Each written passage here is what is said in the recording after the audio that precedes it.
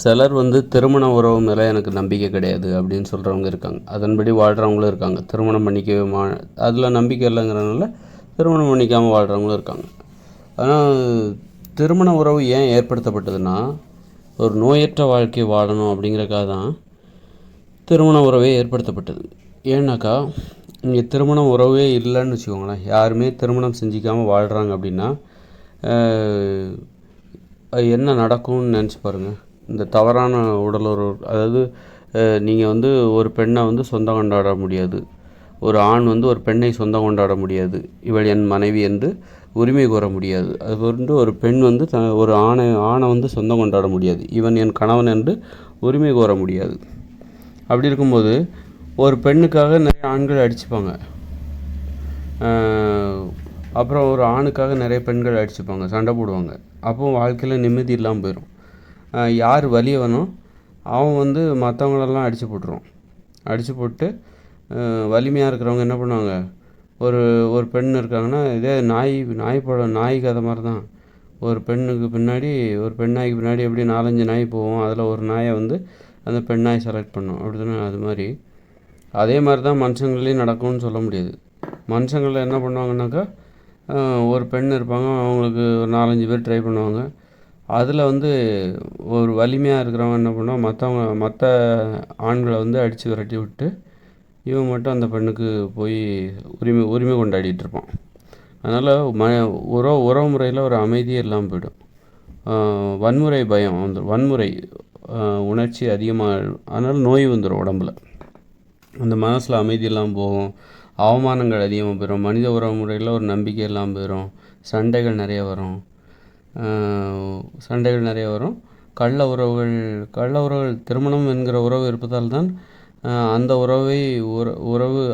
அந்த மாதிரி உறவு இல்லாதவங்க ஒன்று கூடுறதை நம்ம கள்ள உறவுன்னு சொல்கிறோம், தவறான உறவுன்னு சொல்கிறோம். அதனால் வந்து தவறான உறவு தான் இங்கே ஒரு வாழ்க்கை நடைமுறைனா, அப்பப்போ வந்து அவங்கவுங்க வந்து யாரை வேணாலும் நீ ட்ரை பண்ணலாம், யாரை வேணாலும் முயற்சி பண்ணலாம் அப்படிங்கிற மாதிரி ஆகிடும். அப்படி இருக்கும்போது நீ எந்த பெண்ணை வேணாலும் எப்போ வேணாலும், இங்கே யாரும் சொந்தம் கிடையாது. அதனால் நீ வந்து ஒரு பெண்ணை வந்து நீ வந்து எந்த பெண்ணை பார்த்தாலும் உனக்கு பிடிச்சிருந்தா நீ அந்த பெண்கிட்ட போய் கேட்கலாம், என்ன உரிமை, அதாவது என்ன வேணாலும் கேட்கலாம் அப்படின்ற மாதிரி ஆகிடும். பெண்களுக்கு பாதுகாப்பு இல்லாமல் போயிடும். போயிட்டு வந்து நம்ம உடலுறவு வச்சுக்கலாமா அப்படின்னு, நான் உங்களை காதலிக்கிறேன், நான் உடலுறவு வச்சுக்கலாமா அப்படின்னு கேட்க ஆரம்பிச்சிருவாங்க. அப்போது அந்த மாதிரி அப்போ பெண்களுக்கு மிகப்பெரிய ஒரு பாதிப்பு ஏற்படும், அமைதி இல்லாமல் போயிடும், ஒரு நிம்மதியாக தூங்க முடியாது பெண்களால். ஆண்களுக்கும் நிம்மதி இல்லாமல் போயிடும். அப்புறம் வந்து நோய் வந்துடும், ஒரு அமைதியே இல்லைன்னா, மனசில் அமைதியே இல்லைன்னா நோய் வந்துடும். அது மாதிரி அதனால் வந்து அதுக்காக தான் திருமண உறவுன்னு ஏற்படுத்தினாங்க. அதுக்கு எல்லாரும் பாதுகாப்பு கொடுத்தாங்க. அவங்க 2 பேரும் திருமணம் பண்ணிட்டாங்க அப்படின்னா, ஒரு திருமணம் செஞ்சவங்கள நீ ஏன் தொல்லை கொடுக்குற, அவங்க 2 பேரும் கணவன் மனைவி, அவங்க அந்த குடும்பத்தில் போய் நீ ஒருத்தன் வந்து ஒரு பெண்கிட்ட போய் தொல்லை பண்ணுறான்னா நீ யார், உனக்கு அவன் யார், உனக்கு அவனுக்கு என்ன உரிமை, ஒன்றும் கிடையாது. அப்படிங்கும்போது நீ எப்படி அந்த பொண்ணை தொல்லை பண்ணலாம், அவங்க குடும்பமாக வசிச்சிட்ருக்காங்க, நீ போய் அவங்கள எப்படி தொல்லை கொடுக்கலாம், உனக்கு அந்த உரிமையே கிடையாது அப்படின்னு சொல்லிட்டு எல்லாருமே கேட்பாங்க. அப்போது இது ஒரு நிம்மதியான தூக்கத்திற்கு, நிம்மதியான ஒரு வாழ்க்கைக்கு, அமைதியான வாழ்க்கைக்கு இந்த திருமண உறவு வழிவகுக்கிறது. திருமண உறவுன்ட்டு ஒன்று இல்லைன்னா நிறைய தொல்லைகள், பெண்களுக்கு நிறைய தொல்லை. இப்போ ஒரு பெண் திருமணம் பண்ணிக்காமல், அது வந்து புருஷங்காரன் இல்லை, இறந்து போயிட்டான், அவன் தனியாக இருக்கிறான் அப்படின்னாலே அந்த பெண்ணுக்கு நிறைய பேர் தொல்லை பண்ணுவாங்க. தொல்லைன்னு அதை எடுத்துக்கூடாது, தனிமையில் இருக்கிற ஒரு பெண்ணுக்கு நான் துணையாக வரவா அப்படிங்கிற கோணத்தில் யாராவது தனியாக இருக்கிற ஆண் முயற்சி பண்ணால் அதில் தப்பு இல்லை. ஆனால் கல்யாணம் பண்ண ஆண்களே வந்து அது மாதிரி தனிமையில் இருக்கிற பெண்களுக்கு முயற்சி பண்ணுவாங்க. அப்போ அந்த மாதிரி ஒரு தனிமையில் இருந்தால், திருமணம் பண்ணிக்காமல் தனிமையில் இருந்தால் அந்த பெண்ணுக்கு எவ்வளோ இடையூறுகள் ஏற்படுது பாருங்கள். அதே மாதிரி தான் திருமண உறவு இருக்கிறதுனால தான் மக்கள் வந்து நிம்மதியாக தூங்குறாங்க, நிம்மதியாக வாழ்கிறார்கள், அமைதியாக வாழ்கிறார்கள், பிறரது இடையூறு இல்லாமல் தூங்குகிறார்கள், பிறரது இடையூறு இல்லாமல் வாழ்கிறார்கள். நோய் இல்லாமல், மனசில் அமைதி இருக்குது, நோய் இல்லாமல் வாழ்கிறதுக்கு அது ரொம்ப காரணமாக இருக்குது. நீங்கள் வந்து திருமணம் பண்ணிக்காமல் வாழ்ந்துட்டிங்கன்னா அப்புறம் மனசில் அமைதியே இருக்காது. ஏகப்பட்ட தொந்தரவுகள் பெண்களுக்கு தான் அதிகமாக இருக்கும். ஆண்களாலேயும் சும்மா இருக்க முடியாது. இப்போ ஆண்களை வந்து கட்டுப்படுத்தணும் அப்படின்னா, அந்த ஒரு பெண் திருமணம் செஞ்சாச்சு, அவளுக்கு வந்து ஒரு புருஷன் இருக்கான், அவளுக்கு ஒரு குடும்பம் இருக்குது, அவள் முறைப்படி திருமண உறவை பதிவு செய்து வாழ்ந்து கொண்டிருக்கிறார்கள். அவளை போய் நீ ஒரு ஆண் வந்து அவளை உனக்கு பிடிச்சிருக்குன்னு சொன்னாலே மற்றவங்க ஒன்றும் சும்மா விட மாட்டாங்க. அப்படிங்கிற அந்த பயம்தான் ஆணை கட்டுப்படுத்துது. ஆணை கட்டுப்படுத்துவதற்கு இந்த திருமண உறவு இப்படித்தான் பெண்ணுக்கு எப்படி பாதுகாப்பு கிடைக்குதுன்னா, ஆண்கள் வந்து அந்த பெண்ணை இடையூறு செய்ய மாட்டாங்க. தனியாக இருக்கிற அல்லது திருமணம் செஞ்சுக்காமல் திருமண உறவே இங்கே இல்லைன்னா பெண்களை வந்து ஆண்கள் அதிக இடையூறு செய்வாங்க. இது வந்து பெண்களுக்கு ஏற்படுகிற பாதிப்பு. திருமணம் என்கிற உறவு இங்கே இல்லை என்றால் பெண்களுக்கு ஏற்படுகிற பாதிப்பு இப்படி தான் இருக்கும். ஆண்கள் வந்து நிறைய பேர் பெண்களை இடையூறு செய்வாங்க. வா உறவு வச்சுக்கலாம் அப்படின்னு சொல்லிட்டு அந்த பெண்ணை வந்து அடிக்கடி கூப்பிட்டுட்டே இருப்பாங்க. அது மாதிரி திருமண உறவு என்று ஒன்று இல்லை என்றால் ஆண்களுக்கு அது எப்படிப்பட்ட இடையூறாக மாறும் என்றால், ஆணால் சும்மா இருக்க முடியாது.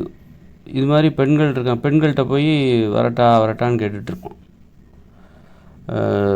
வரட்டான்னு கேட்டுட்ருப்பான். நம்ம உடல் உறவு வச்சுக்கலாமா, சொல்லு அப்படின்னு சொல்லிட்டு பின்னாடியே சுற்றிட்டுருப்பான். அவனுக்கு பிடிச்ச பெண்கள் பின்னாடியெல்லாம் சுற்றிட்டுருப்பான். ஏன்னா அப்போ ஆண்களை பாதுகாக்கணும். ஆண்களை இந்த மாதிரி சுற்றுறதுலேருந்து பாதுகாக்கணும். ஆண்களுக்கு இதுதான் வந்து பாதிப்பு, பெண்கள் பின்னாடியே சுற்றுறது. பெண்களுக்கு என்ன பாதுகாப்புனா, பெண்கள் பின்னாடி ஆண்கள் வந்து சுற்றும்போது அது பெண்களுக்கு ஒரு பாதிப்பாக இருக்குது. இதிலேருந்துலாம் எது பாதுகாக்குதுன்னா, ஆண்களையும் பாதுகாக்கணும், பெண்களையும் பாதுகாக்கணும். ஆண்கள்கிட்டருந்து மட்டும் பெண்களை பாதுகாக்கணும் அப்படி கிடையாது. பெண்கள்கிட்டருந்து ஆண்களையும் பாதுகாக்கணும், ஆண்கள்கிட்டருந்து பெண்களையும் பாதுகாக்கணும். ஆண்கள் வந்து இப்போ வந்து ஒரு பெண்ணை பார்த்தா அவன் சும்மா போகிறான் அப்படின்னா, அவளுக்கு ஒரு புருஷன் இருக்கான், அவளை வந்து தொல்லை பண்ணால் 4 பேர் சும்மா விட மாட்டாங்க அப்படிங்கிற அந்த பயம்தான். திருமணம் அவள் வந்து திருமணம் பண்ணிட்டா முறைப்படி அவளை வந்து தொல்லை பண்ணக்கூடாது அப்படிங்கிற அந்த பயம்தான் வந்து அவனை வந்து கட்டுப்படுத்துது, அவனை அமைதியாக தூங்க வைக்குது. திருமண உறவே இங்கே இல்லை அப்படின்னா, நீ விருப்பப்பட்டவங்களோட போகலாம், யார் கூட வேணாலும் வாழலாம், யார் கூட வேணாலும் உடலுறவு வச்சுக்கலாம், அதை பற்றி இங்கே யாரும் கேட்க மாட்டாங்க. அது வந்து ஒரு பெண்ணுக்கு விருப்பம் இருந்தால் நீ யார் கூட வேணாலும் உடலுறவு வச்சுக்கலாம், உடலுறவு வச்சுக்கிட்டு நீ உன் வேலையை பார்த்துட்டு போகலாம், நீ அவள் கூட இருக்கணுங்கிற அவசியம் இல்லை. இங்கே தான் திருமண உறவு என்கிற ஒன்றே இல்லைல்ல அப்படின்னு சொல்லிட்டு அந்த மாதிரி இருந்துச்சுன்னா, அது வந்து அப்போ ஆண்கள் வந்து சும்மா இருக்க மாட்டான். அவனுக்கு பிடிச்ச பெண்கள் பின்னாடியாக போயிட்டே இருப்பான். அது ஒரு பெண் பின்னாடி போகிறான்னா அவன் மட்டும் போக மாட்டான், 4-5 ஆண்கள் போகிறதுக்கு வாய்ப்பு இருக்குது. அப்போ அதனால் ஆண்களுக்குள்ளே சண்டை வரும். அப்போ எல்லா ஆண்களுக்கும் துணை கிடைக்கும்னு சொல்ல முடியாது, துணை கிடைக்காமல் போகும். இப்போ திருமண உறவு மூலமாக தினமும் உடலுறவு கொள்வதற்கான ஒரு உத்தரவாதம் கிடைக்குது, ஆண்களுக்கும் சரி பெண்களுக்கும் சரி. அந்த மாதிரி உத்தரவாதம் கிடைக்குது. அந்த உறவை அமைதியாக கடைப்பிடிப்பதற்கு ஒரு ஏற்பாடுங்க. ஒரு ஆண் பெண் உறவு, பாலியல் உறவை வந்து பிறரது இடையூறு இல்லாமல் அவர்கள் தினமும் உடலுறவு வைத்துக் கொள்கிறார்கள் விருப்பப்பட்டால், அல்லது தினம் அல்லது 2 நாட்களுக்கு ஒரு முறை உடலுறவு வைத்துக் கொள்கிறார்கள் விருப்பப்பட்டால். யாரும் எந்த டிஸ்டர்பும் பண்ண முடியாது. ஏன்னா சமூகமே மக்களே பாதுகாப்பாக நிற்பாங்க. கல்யாணமானவங்களை நீ ஏன்பா தொந்தரவு பண்ணுற அப்படின்னு சொல்லிட்டு அவங்க அந்தளவுக்கு திருமண உறவு தான் நாம் அமைதியாக வாழ்வதற்கு, ஆண் பெண் உறவில் அமைதியை ஏற்படுத்துவதற்கு, மக்கள் அமைதியாக வாழ்வதற்கு இந்த திருமண உறவு ரொம்ப, நம்ம நிம்மதியாக தூங்குறோன்னா அதுக்கு இந்த திருமண உறவு காரணமாக இருக்குது. நம்ம நிம்மதியாக தூங்குறதுக்கு, உடம்புல நோய் இல்லாமல் இருக்குது. எப்போ பார்த்தாலும் திருமண உறவே இல்லைன்னா பெண்ணுக்காக ஆண்கள் சண்டை போட்டுப்பாங்க, மனசில் நிம்மதியாக இருக்காது, சண்டை போட்டுப்பாங்கன்னா அந்த அவமானத்தில் மனசில் அமைதியாக இருக்காது, பழி உணர்ச்சி ஏற்படும், குற்றங்கள் அதிகரிக்கும், கொலைகள் அதிகரிக்கும், சண்டைகள் அதிகரிக்கும். அப்போ நோய் வந்துடும். மனசில் அமைதியே இல்லை, அவமான உணர்ச்சி தான் அதிகமாக இருக்குது, பழி உணர்ச்சி தான் அதிகமாக இருக்குது அப்படின்னா எப்போ ஒரு வன்முறை பயத்திலே இருப்பாங்க. யார் எந்த நேரத்தில் நம்மளை என்ன பண்ணுவாங்கன்னு சொல்ல முடியாது. அப்படிங்கும்போது ஒரு வன்முறை பயத்திலே இருப்பாங்க. அப்படிப்பட்டவங்களுக்கு நோய் வந்துடும். அதனால் வந்து இன்றைக்கி நோயற்ற ஒரு வாழ்க்கை வாழணுங்கிறதுக்காகத்தான், நோயற்ற ஒரு வாழ்க்கை வாழணுன்னா அமைதியாக இருக்கணும், பிறரது இடையூறே இருக்கக்கூடாது, நிம்மதியாக தூங்கணும். ஒரு குடும்ப வாழ்க்கையாக அதில் பிறரது இடையூறு இல்லாமல் இந்த குடும்ப வாழ்க்கையில் ஈடுபட வேண்டும்.